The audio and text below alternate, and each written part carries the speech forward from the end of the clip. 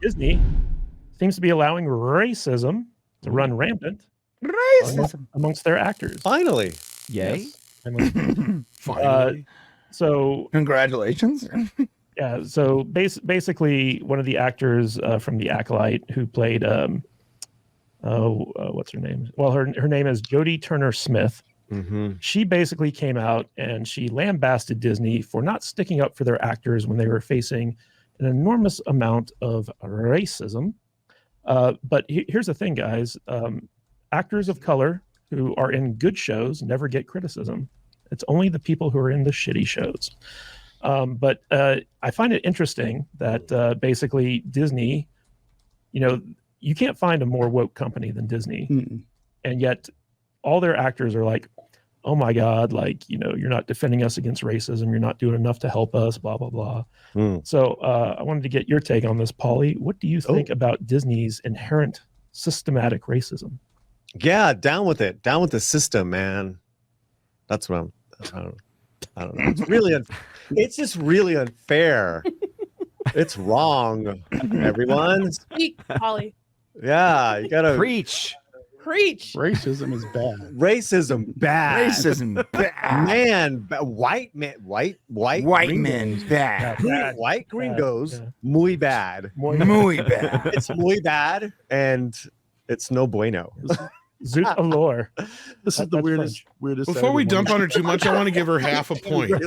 Can I give her half a point for not actually? I mean, she does kind of indirectly blame the fans, but she's actually going after the studio for once and not us directly, right? Like that. I'll give her credit for. The rest, she's stupid. Yeah, Jesus, I'm not giving her that. Last year she came out in one of those. You're not wrong. D23. I don't know. Yes, Queen. She went up there and she was like, well, it's about time, because Star Wars was just so patriarchal. Mm-hmm. It's like, all right, dog. Let's see how your show does.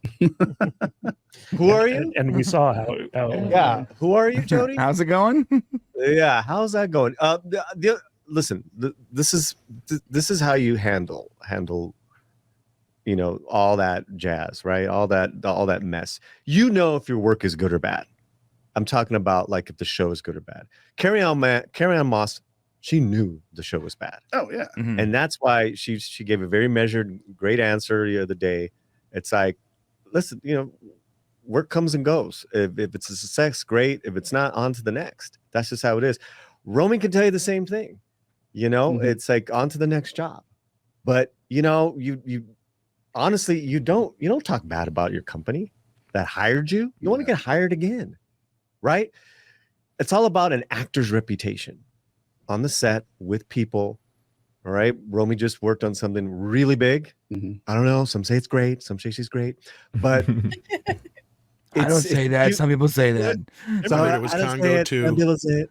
Everybody thinks they're an activist now. Well, that's one thing. What she's talking about.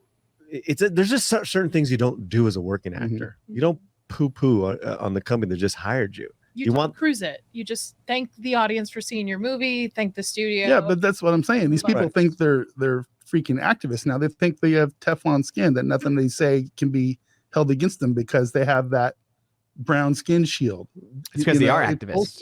Wait a minute. Right. And it's just well, I just made that up, but and he looked at me. No, I did not. Because they have that brown skin, it's just. But he looked directly at Polly. But here's the thing too: is Romy went in there with 2 days' work that she had with this great role, and she rocked it. Executive producers loved her, director loved her. They're like, oh yeah, she's coming back. Mm-hmm. And whether people say that all the time or not, love you, babe, we'll have you back. You never know how work begets more work.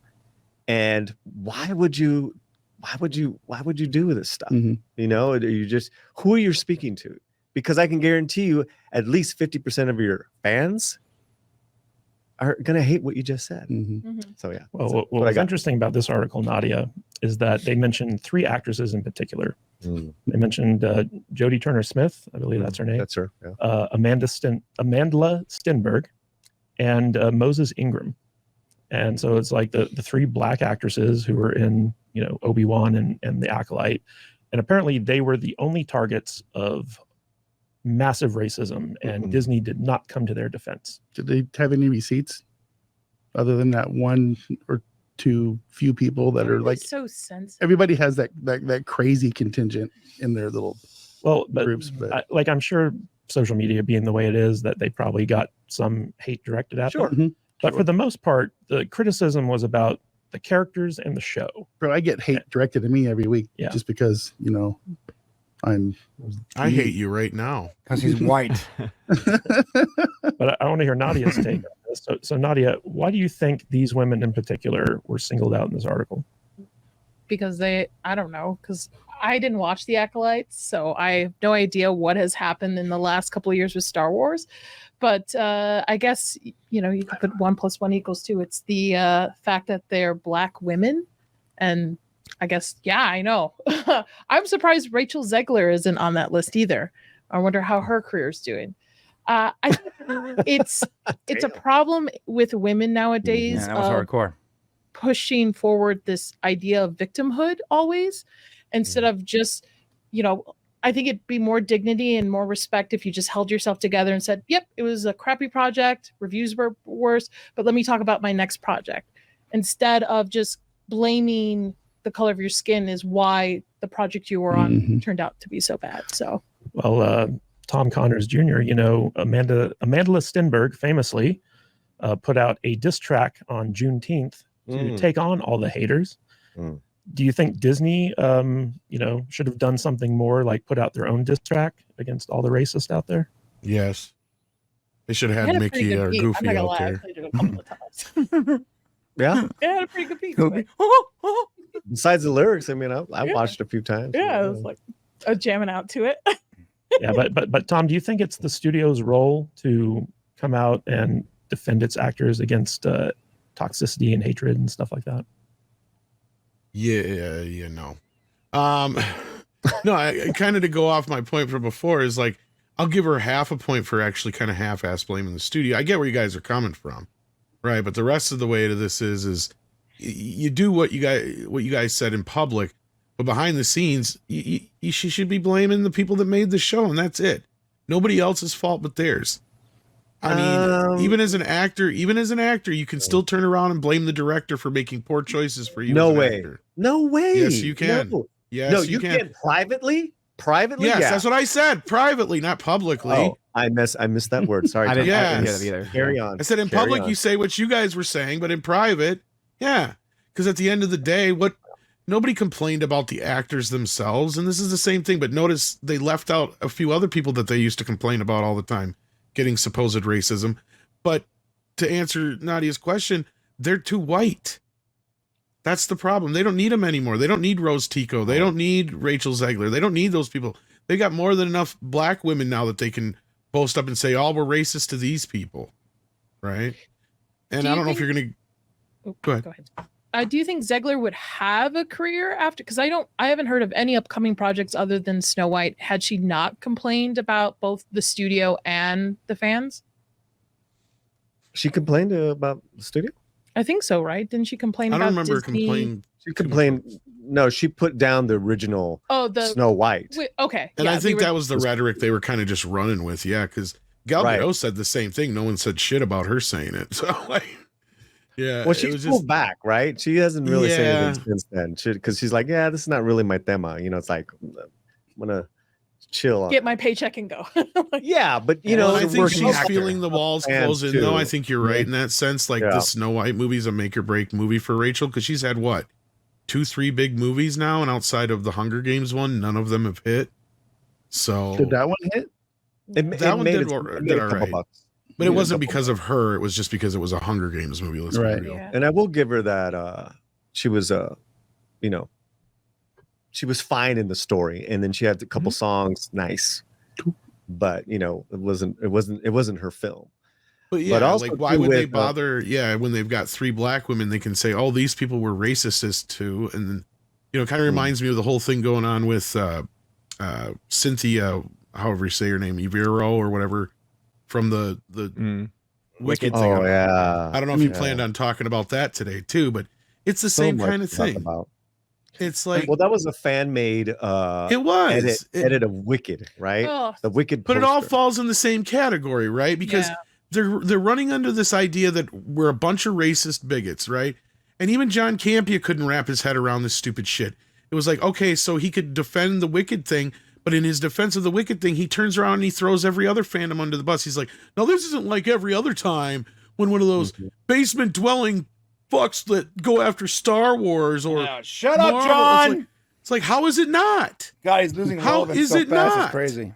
I know, right? But anyway, to me, the whole thing is just redonkulous. And the again, fan-made poster was better, by the way. Yes, it it was was. way It was. better. I've read the book. I love the musical. I'm tired of this BS. I just want to go see a movie. That's it. I just want to go. Yeah, the color of your skin has nothing to do with the performance. We know that. Well, remember saying that because sometimes you guys are hypocrites. So, and I'll push back. When on have that. I ever said? Unless Well, they're miscast, as far as like if you're taking Unless it's somebody miscast, who's yeah. Remember saying that. Remember saying that it's about their talent. It's about their star power. Because there's been plenty of times.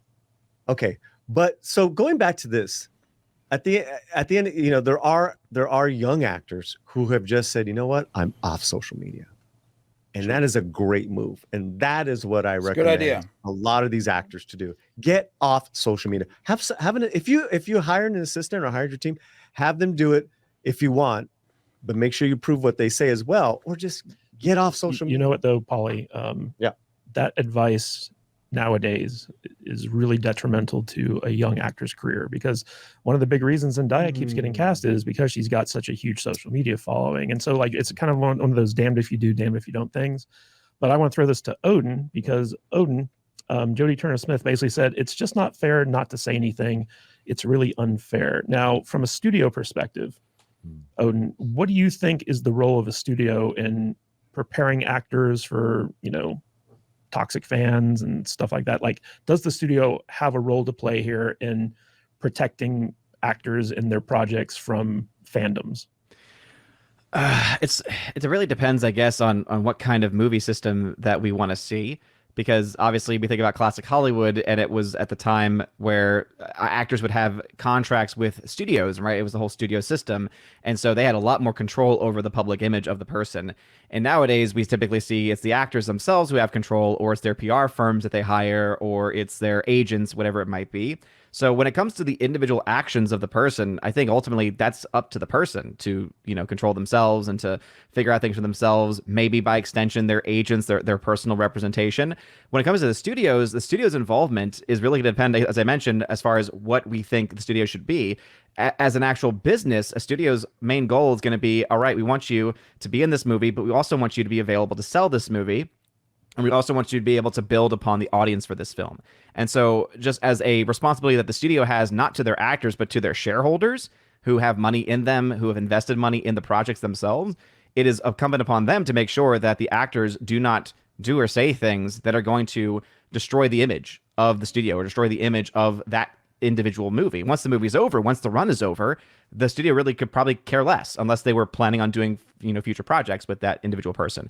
So I think ultimately it comes down to basically what we think a studio should be like. And as a business, it just honestly, it's just a bit crazy, especially for a show now that has been, in this case, canceled. For her to even be, you know, basically, unless she was planning on having other future projects with Disney, then honestly, she should say whatever the heck she wants. But also, she should be ready for any consequences if it comes to not getting hired again. You know, Brian. Si, senor. Yes. Senor Carish. Thank you. So, Brian, I wanted to ask you, when it comes to this stuff, like, do these actors know the difference between legit criticism and actual racism? Where it's like, if they did a crappy job or if they're in a crappy show and stuff like that, why can't they separate the fact that, you know, the art is separate from the artist? Why blame the fans? Because they were raised, man. They were raised, you know, with and I'm sorry, I don't want to be the old boomer guy screaming at the clouds right now, but they were raised with participation trophies and in school systems where, you know, criticism is offensive, and everyone has their own style, and everyone is successful, and everyone's et cetera, et cetera. So I think that it's not just like the typical liberal forecast that we're dealing with right now, but everyone is blowing smoke up their ass nonstop. Everyone around them, they're living in this echo chamber where everyone tells them how great they are, and they were raised that way. They were raised to believe that whatever they're doing is their prerogative. It's how they feel, and they can do no wrong because it's their interpretation or whatever. And so criticism of them is hyper offensive, and they don't understand the concept of being criticized. And if the easiest thing to do is to just conflate that with racism, and boom, now you have a way to complain about the complainers. You know, Mr. Butters, I'm curious as to why Star Wars is always the franchise that has the racism claims to it, whereas opposed, like, you know, we don't hear this from like Marvel or Mean Girls or, you know, like any other like franchise out there. It's always like the Star Wars movies that are the most affected by racism. Why do you think that is?